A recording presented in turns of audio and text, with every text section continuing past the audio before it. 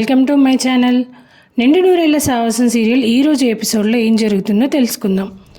ఆరు కోపంగా అటు ఇటు తిరుగుతూ మనోహర్ని తిడుతూ ఉంటుంది. బాగిని తీసుకురావడానికి అమర్ వెళ్ళే సమయంలో ఏదో ఒకటి చేసింది అంటూ, అయినా తప్పు మీదో నాదో కాదండి, పైన ఉన్న రాజుగారిది అంటూ యముని తిడుతుంది. గుప్తా యముని తిట్టకుండా అడ్డుపడతాడు. ఎందుకు ప్రభువుని పిలుస్తున్నావు అంటాడు. మీరు ఉండండి గుప్తా గారు అంటూ యముని పిలుస్తుంది. ఇంతలో ఉరుములు మెరుపులతో యమధర్మరాజు వస్తాడు. చిత్ర విచిత్ర గుప్తా అంటాడు యముడు. ప్రభువులకు ప్రణామములు అంటాడు గుప్తా. ఆ ఎస్కేప్, అయ్యో నోరు ఆగదే నీకు, నేను పిలవగానే ఆయన అత్తారింటికి వచ్చినట్టు వచ్చేసాడు. నేను అన్న మాటలకు ఇప్పుడు నన్ను ఆయన పైనకి తీసుకెళ్లరు కదా. ఎక్కడున్నారు, ఆయన రాలేదా ఏంటి? నేనే ఊహించుకున్నానా ఏంటి? రాజుగారు బాగున్నారా? చూడనే లేదే. ఆరోగ్యం అంతా బాగుందా? ఇంట్లో అందరూ బాగున్నారా? విన్నారా అని అంటుంది ఆరు. శాంతము విన్నారు అంటాడు గుప్తా. ఏంటి నన్ను అలా చూస్తున్నారేంటి? ఎవరైనా ఏదైనా మాట్లాడండి అంటుంది ఆరు. అరచి పిలిచినది నువ్వే కదా, నువ్వే మాట్లాడు అంటాడు గుప్తా. నేనేదో సరదాగా పిలిచాను, అలా పిక్నిక్ వచ్చినట్టు వచ్చేస్తే ఎలా అంటుంది ఆరు. ప్రభు, ఆ బాలిక ఏదో మాట వరుసకు పిలిచింది, ఒకవేళ మీరు అందులోకే వచ్చితిరా అంటాడు గుప్తా.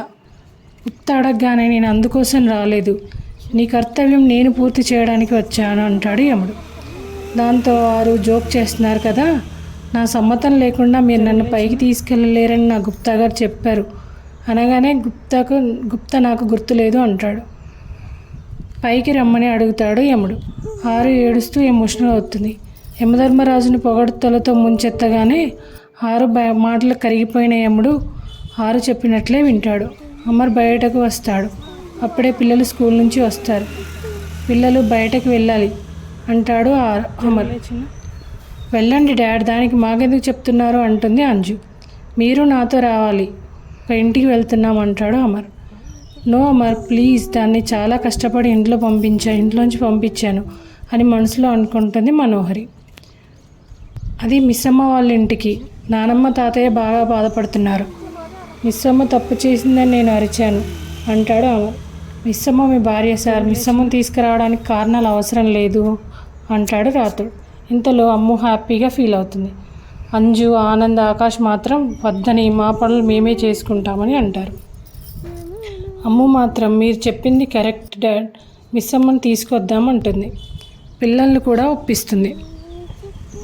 ఫ్రెష్ అయి వద్దామని లోపలికి వెళ్తారు. పైనుంచి అంతా గమనిస్తున్న మనోహరి ఇరిటేట్ అవుతుంది.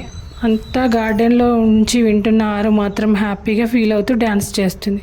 యముని చూసి మీరు వచ్చారు, మా ఆయన మనసు మారిపోయింది, మీ దగ్గర చాలా పాజిటివ్ వైబ్స్ ఉన్నాయంటూ యముని పొగడతలతో ముంచెత్తుతుంది.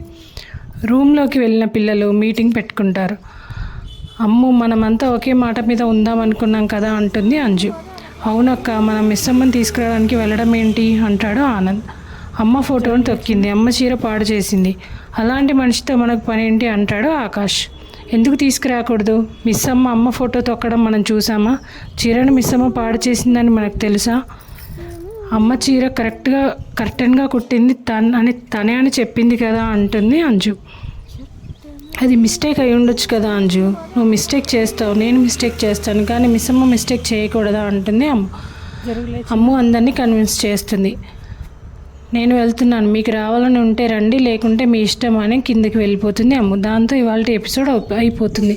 రేపటి ఎపిసోడ్లో ఏం జరుగుతుందో తెలియాలంటే రేపు మన ఛానల్లో పోస్ట్ చేసే వీడియో చూసేయండి. ఈ వీడియో మీకు నచ్చితే లైక్ చేయండి. మరిన్ని ఇలాంటి సీరియల్ అప్డేట్స్ కోసం వెంటనే మన ఛానల్ని సబ్స్క్రైబ్ చేసుకోండి. Thank you.